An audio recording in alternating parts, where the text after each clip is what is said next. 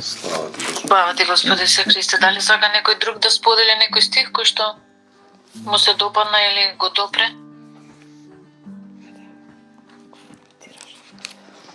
Слава ти, Господи Исусе Христе. Еве, јас го заокружив 14 стих, типо, мислам, како праша и малце ми е нејасно, вика, а кога слушнаа дека она што беше за нив казна, ним му се даде тоа како дар, тогаш тие го познаа Господа. Значи, интересен стих, но, ете, како би можело да се разбере. А тоа е кога израелците се со Мојсей и кога им прави се што им правеше фараонот за казна на израелците, му се случуваше нему практично ја добиваше како казна, а за израелците беше како дар. Например, не им дава вода, тој ја губи водата со крв му се ваа, а тие добиваат карпа да пијат од Исус.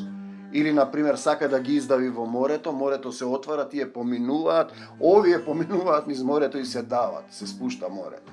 Значи, сака да каже, се тоа, тој е и закон што е, се што ви прават луѓето, правете им го и вие. Оно во македонската народна поговорка, кој на другиот јама му копа, самиот паѓа во него.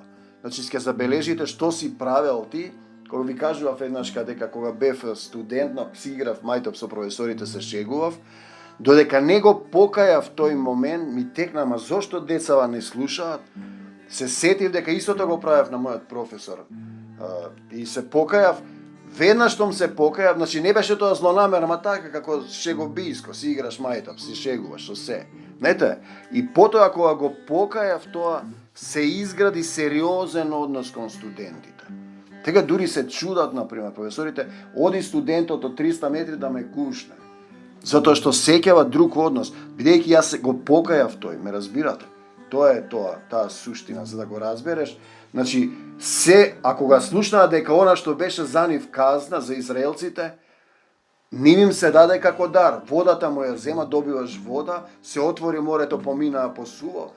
Тогаш тие го познаа Господа.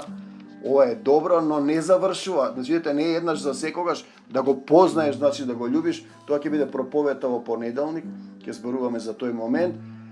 И сепак го познаа, а потоа во пустината мрмореа. Нејќе ме, сакаме, вака.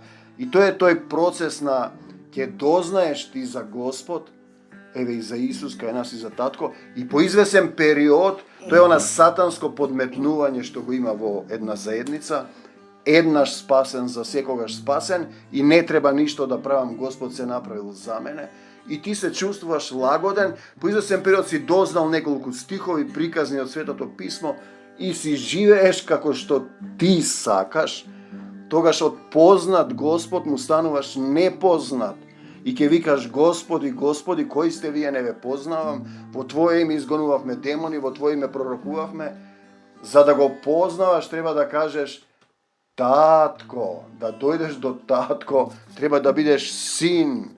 Да бидеш син, треба да бидеш ученик, да признаеш дека не знаеш. Значи, тоа е тоа.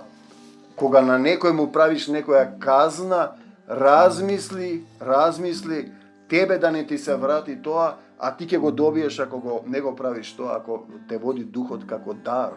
Се што ти земале ќе дојде. Знаете, тоа што сакале да ти го земат, ќе се врати. Не можеш да му земеш ништо на некој пророк негов.